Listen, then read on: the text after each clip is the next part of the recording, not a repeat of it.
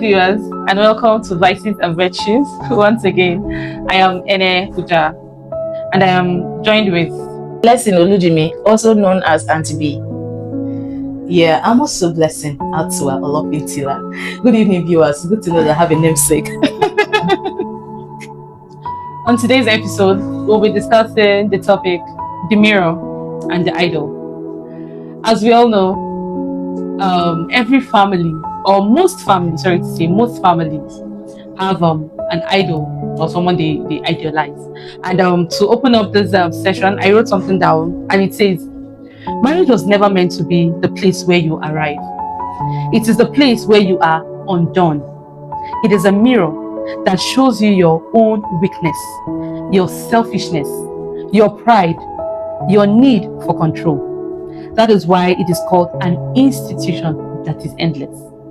Stick with us as we discuss extensively in this session. All right, to start off this session, the summary, or rather a little preamble into what we are delving into, the idolatry of the good spouse.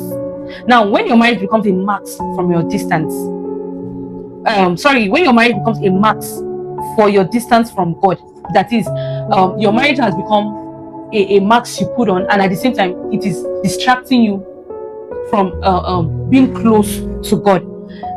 Do you know, we have all seen them. We've seen couples that complete each other's sentences. We've seen couples that are so lovey-dovey, you know.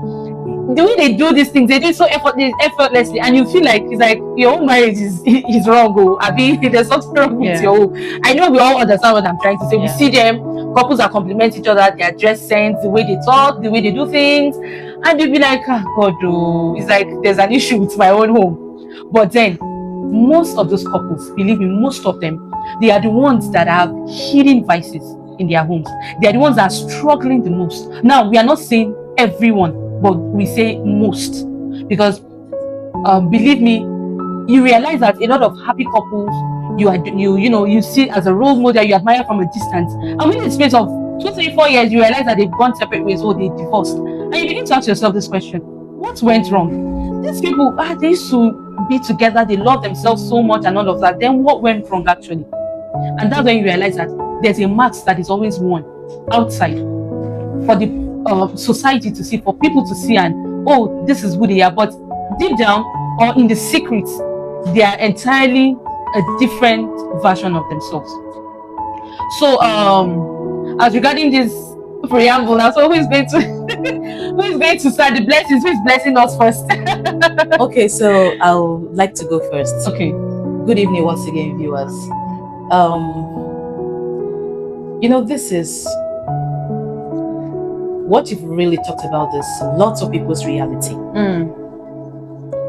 Not until we began to talk about unmasking so many things, I really did not understand lots of things that people are wearing a mask on. And one of the key things is this marriage. It is well, though. It's well. It's not even too long that I realized that, the way these people package this marriage of a thing and put it out there, like you were saying, you'll be like, hey, God, this is what I have not even started. Just like when you see some people pray, you'll be like, hey, am I even born again? Let me go back. So you even talked about their dress sense, they completed other statements, like great minds think alike. No, at a point they even begin to look alike, and you're like, oh my God, I really wish I can, go inside. For instance, I know there's this movie that Bimbo did with Uzo Arukwe. I think there's this clique of ladies in the estate. Where love lives. Yes. That you saw the beauty, the charisma that woman was, portraying out there. It's nothing, and it was intimidating too.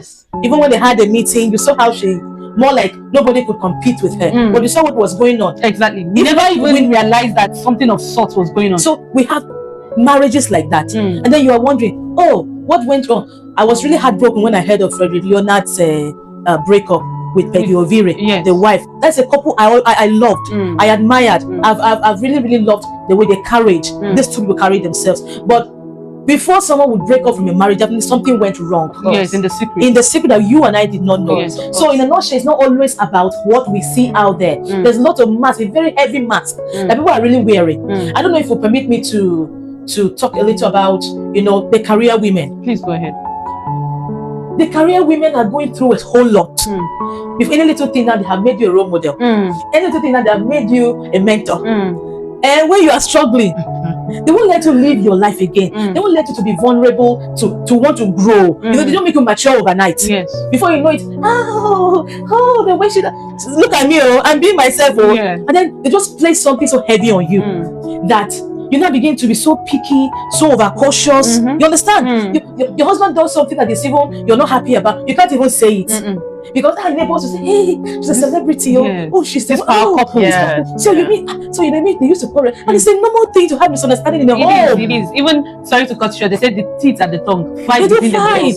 Yeah. So you know, the society, they just give you one, they just place you on one pedestal that you're not even really rich there. You're not matured enough to have attained it, and then you begin to suffer. Say, what would they say? What would they say? Because they placed it on you, and then. There was an incident that even happened. Someone had a misunderstanding with his wife and then took it to the office. I'm not really sure whether it was a banker or something, but something like that happened. It was a scenario like that. I think the man had a misunderstanding with the wife at home, and the woman reported to the husband's workplace. And I think he was either sacked or suspended or so. You know, so no, we don't do that. But we are all humans in the marriage. That's true. Your differences, my differences. There's a process to everything. A marriage that is 2 years cannot compare to a marriage that is 15 years. These people are learning, and so such things must actually come up. But when they come up, how do we manage it? Sometimes voices can be raised, and then people now misunderstanding that because I already turned you a power couple. Did you ask them to give you power couple? I'll rest now. Okay, just to continue from where she actually rested. You know, she made a statement. She said something about what people would say, and I believe that the genesis of masking marriage, marital success, hinges greatly on that statement. What people would say. What people would say. You know, it's very easy, especially for women, when we get into marriage and then we take our eyes off every other thing that existed before that marriage, and then we place it on our husbands. We begin to find we want to find fulfillment in them. We want to find satisfaction in them. We use them to measure our success in life, even before our friends. I remember before I got married, I went to one of my moms in the Lord, and then I invited her to my wedding, and she was trying to like ask me some questions about my husband, and she gave me an advice that I would never forget in a hurry, even though at that time I didn't place so much importance on it. She said, "Blessing, do not replace God with your husband." That's deep. And at that time it felt like okay, one of those advices. But when I got into marriage, I discovered I was actually replacing God with my husband. For instance, when talk about devotion to God, I grew up in a home where we would gather in the mornings, we'll pray together, called morning devotion, and everybody knows about it. We'll pray together, and after that prayer, sometimes you don't even go back to pray as an individual. But when I got married, my husband wasn't brought up that way. He was not used to family devotions, and it was a bother to me because why wouldn't we gather together as a family and pray? And even when he decided to indulge me for the sake of peace, I discovered that I would get bored because he wasn't praying out loud. He was just doing his own thing, and then I would get bored and I would start sleeping. And that also made the morning devotions to not be effective. So we had to stop in the long run. What am I trying to say? I'm trying to say we mask our marital success, and most times it is because we want to project ourselves as doing well in marriage. What will people say? What will people say? And then it leads us into becoming versions of ourselves that we barely know. A lady once told me about her marital problems, and she said she forgave the husband for cheating on her. And when I probed, the answer was quite intriguing. It was for her own image. She didn't want to project him out there as somebody who cheated on her. So she forgave him and moved on and made people believe that all was well. Did she really move on? She didn't move on. No woman moves on from such incident. But she made people to understand that she has moved on. Yes, and probably not everybody even knew about that problem. She only came to me because she felt she could confide in me. Okay, and if you would permit me to also add, Yes, please. still on the part of, making our husbands a demigod, an idol, replacing God. I think that is something that we really cannot throw under the carpet, and it's something that a lot of women do unconsciously. Very true. It happens subconsciously. Yes. And permit me to add, because of the way we are brought up in the African, yes, our culture permits us or makes us understand that your husband should come first. Come what may, It's your Lord. He is your Lord Almighty. And then when we are receiving counseling during marriage classes, they'll tell you that your Sarah called Abraham my Lord. And you remember, Sarah, that is why you're trying to let you to reverence your husband, to make sure you submit totally to him. You remember, even Sarah called Abraham my Lord. So you see, then you can actually trace this masking, making our husbands or other spouses a demigod back to way back. The background, the trainings that we've been given, that the man is what? Your head. What do you do to your head when the man is a provider? The man gives you shelter. The man is giving you all the basic needs of life. What are you supposed to do to the person? Are you supposed to be respecting the person, even fear the person, walk on the ground that the person walks on, watch the ground the person walks on? You understand? So it's something that's really been embedded in us right from childhood. And then we saw our parents do these things, and it's just taking the grace of God. So sometimes you want to even go for choir rehearsals. You hear a man will say, "Sit down." You are told to sit down. If you want to go to church, They say, even when you are done, you have indulged too much. They say sit down. You are asked to sit down, and if you disobey, what are you doing? You are disobeying your husband. You're not being submissive. That's true. Wow. And I want us to look at this from another perspective. Do you know that there are lots of men also that idolize their wives? Of now, course. let me give you an example. Well, growing up, there was this growing up now, we are meant to regard people as aunts, even if they're not bloody related. Exactly. She's so pretty, and she's very pretty. So there was this man in our church then.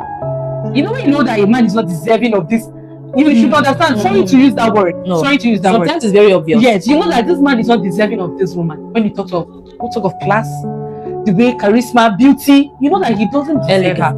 And the way she eloquent, the way she carries herself. Great, oh my darling. So he ended up marrying her. They got married in the church. Do you know that to the point where everybody knew that he was practically worshiping the ground this man walks on? When she was when they got married newly, she was the one that had the money. He drives the car, but believe me, the moment he parks the car, he opens the door, she steps out. He's walking behind her, he's holding the bag. Or she's entering the church. Oh, honey, let's sit here. She sits down. She didn't want anything. Like he was practically carrying her like a baby. And somebody said in the church, come, you were not like this before you got married to this woman. What now changed? He said, no, nothing. So it was when the Reverend Father had to, because people were now raising concern.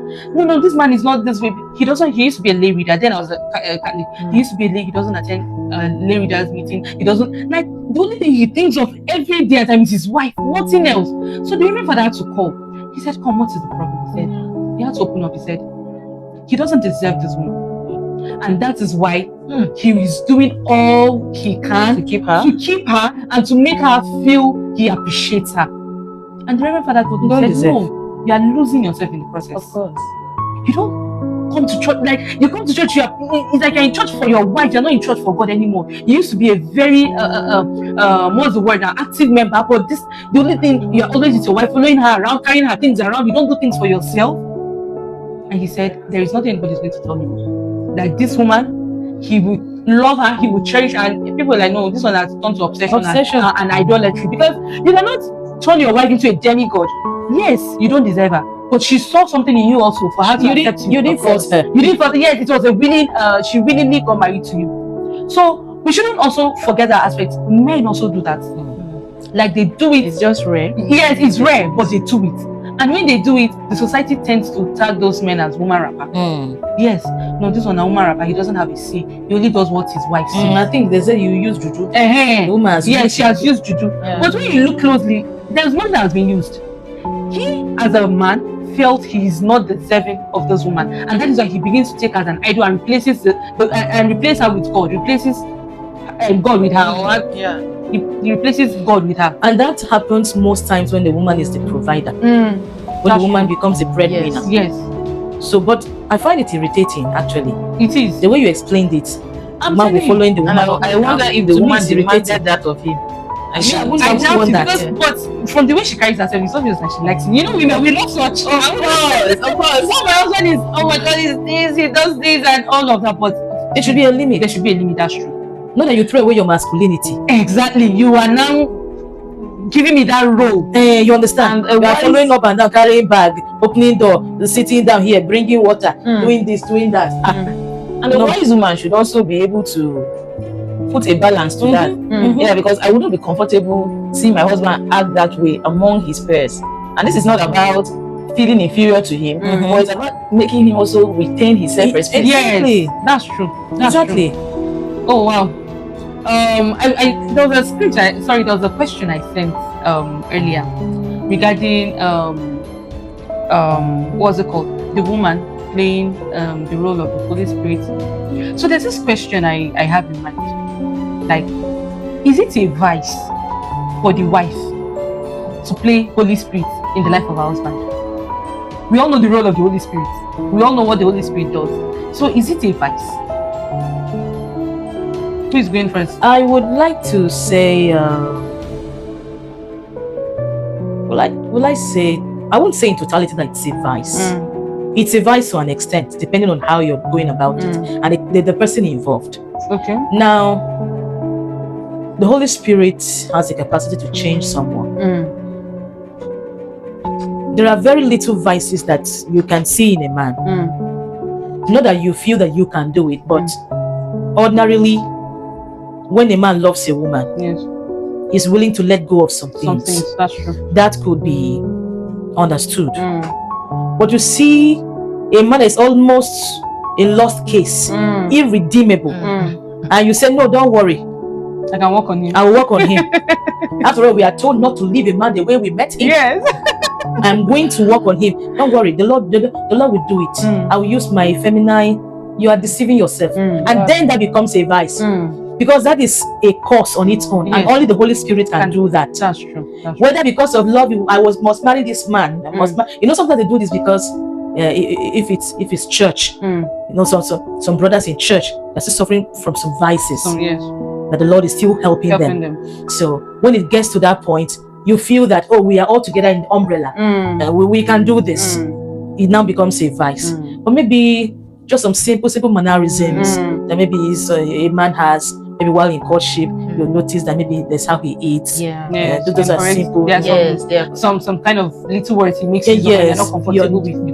That's simple. Maybe you understand. Maybe that of the words. Maybe unconsciously. Maybe somebody say, "Damn." Maybe it's something you don't like. You can just tell the person, "This I don't like." These are simple ones you can work on. Also, to add to that, I would say we really underestimate courtship, because there are some issues that you find out when you're courting your intended spouse, and they can stand for red flags or give you the green light. So if there are things that you see in your supposed or intended spouse and you feel they are not the things that you could run with, the best thing to do is, if you can pray at that point and seek God, is this really who you intend for me? And can you help him change? Then I think that's the right time to do that. But for you to commit to a man or a woman in marriage and then intend to become the changer of their vices, it's a work that cannot be achieved. You can't achieve it. You can't achieve it. You can't achieve it. I must stress that. Some people, even in the courtship, it's even in the courtship that they take the decision that will change him.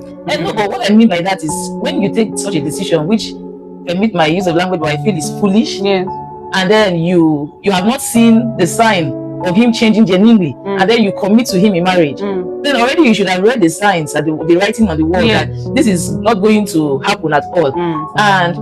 But like I said earlier, prayer. For instance, if you were not married to this person when you both were still in the world, and now you have come to Christ, you know better, and you want your husband to also see the light, or you want your wife to also see the light and do better. At that point, you can use prayer and wisdom. And when I talk about wisdom, I mean you are humble about it. And he or she, sorry, I'm using the gender he a lot, as though we're talking to just men, but he or she can see the changes in you, that, oh, my spouse is really changing, and it's for the better, because if you're actually changing towards God, it's going to rub up on your spouse as well. True. They are going to see the benefits. Yes. And even without you putting it to their face, you need to change about this, you need to change. Because you see, most times when women say, I want to change my husband, the tool they're about to engage is nagging. Yes. It's just nagging. And then they are proud about it. They feel they are better. I really believe that it's a very, very unachievable job that a woman or a man takes on to act Holy Spirit in anybody's life. Well, I agree. that's yes, we both agree on that. You can't take the role or act the role of the Holy Spirit. All right. To wrap up this show, I'm leaving you with this short note. Don't be afraid of the cracks in your marriage. Those cracks are not signs of failure. They are the places where the light of God finally gets in. Stop trying to have a good marriage and start trying to have a truthful one. Because a good marriage can still go to hell. Yes, it can. But a truthful marriage is already touching heaven. All right, viewers. Once again, I am Ene Uja, and this is Vices and Virtue. Thank you for staying with us. And my beautiful blessings, the blessings. Okay, thank you for watching. Once again, I'm Blessing Olujimi. Yes, of course, we appreciate your time on the podcast tonight. I am Blessing Atsua Olafintina. Maximum respect. We'll see you on Friday by 6 p.m. Once again, this is Vices and Virtues. The truth is in the balance.